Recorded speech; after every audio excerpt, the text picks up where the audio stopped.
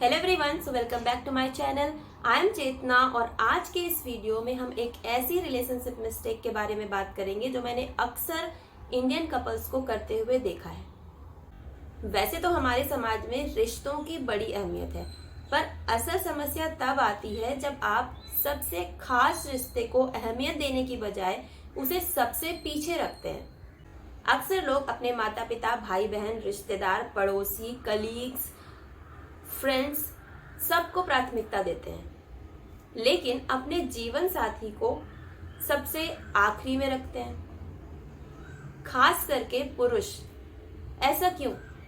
और इसके लिए सिर्फ पुरुष ही जिम्मेदार नहीं है, हमारा पारिवारिक और सामाजिक ढांचा भी कुछ ऐसा ही है जो इस चीज को बहुत ही ज्यादा प्रोत्साहित करता है।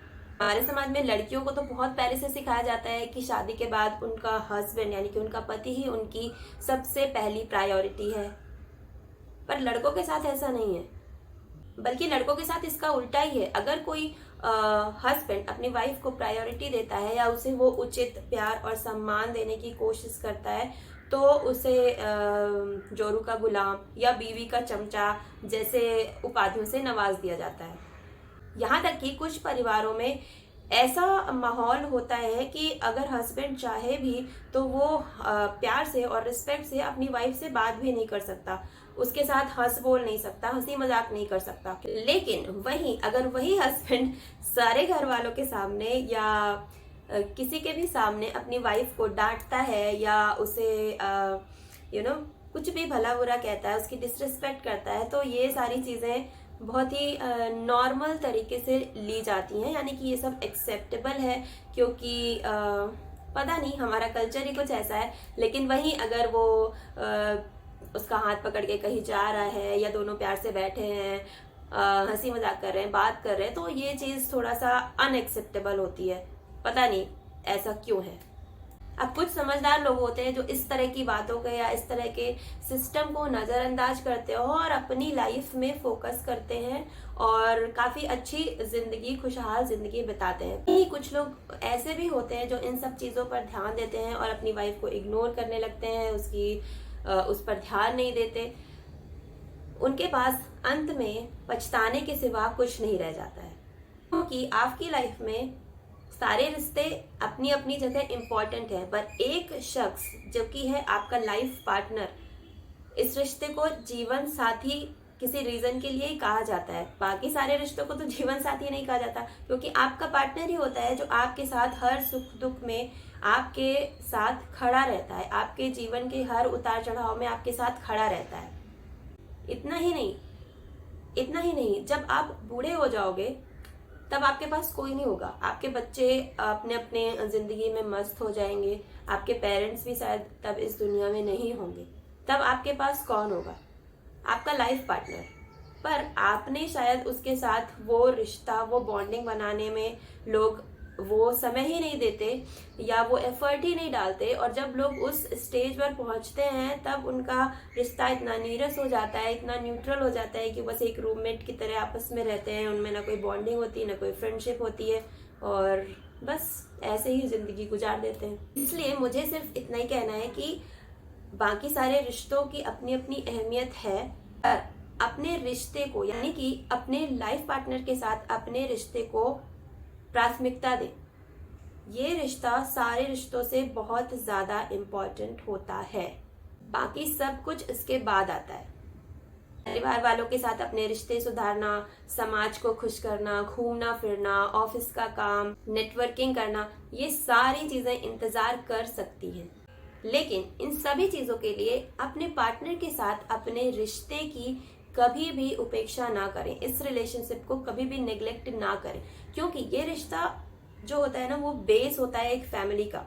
एक हस्बैंड वाइफ के बीच कैसा रिश्ता है, यही चीज डिसाइड करती है कि आगे चल के उनकी फैमिली कैसी होगी। उनका रिश्ता उनके बच्चों के रिश्ते को इन्फ्लुएंस करता है, उनके बच्चों की मेंटल हेल्थ को इन्फ्लुएंस करता है, यहाँ तक कि उनके बच्चों की जो पर्सनैलिटी है वो किस तरह से आगे चल के ग्रूम होगी, इस चीज को भी इन्फ्लुएंस करता है। साथ ही साथ आप दोनों की आपस की जो बॉन्डिंग है वो आप दोनों की फिजिकल और मेंटल हेल्थ को भी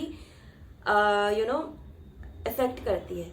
ये चीज मैं ऐसे ही नहीं कह रही हूँ, ये चीज एक रिसर्च में आई है कि जिन लोगों का आपस में जो जिन लोगों का आपस में रिश्ता जो है वो हेल्दी होता है, उनकी मेंटल हेल्थ अच्छी होती है, उनका हार्ट हेल्थ अच्छा होता है, उनका ब्लड प्रेशर अच्छा होता है, उनकी मेंटल हेल्थ अच्छी होती है, यानी कि उन्हें एंजाइटी, डिप्रेशन, इस तरह की समस्याएं कम होती हैं, वो ज़्यादा लंबा जीते हैं, खुश रहते हैं, यंग रहते हैं।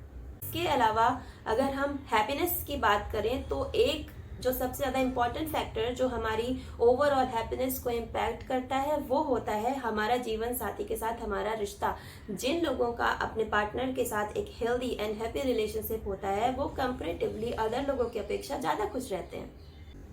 आजकल हम देख रहे हैं कि छोटी छोटी बात पर रिश्ते टूट जाते हैं। अक्सर लोग लड़ाई झगड़े में पड़ते हैं और फिर एक दूसरे को भला बुरा सुनाने लगते हैं, क्योंकि शायद एक दूसरे के प्रति उनके मन में रिस्पेक्ट नहीं होती। कई बार ऐसा भी होता है कि लोग लड़ाई झगड़ों में पड़ते हैं अपने अपने परिवारों की वजह से, और अपने अपने परिवारों का पक्ष लेने की वजह से उन दोनों के रिश्ते में खटास आ जाती है।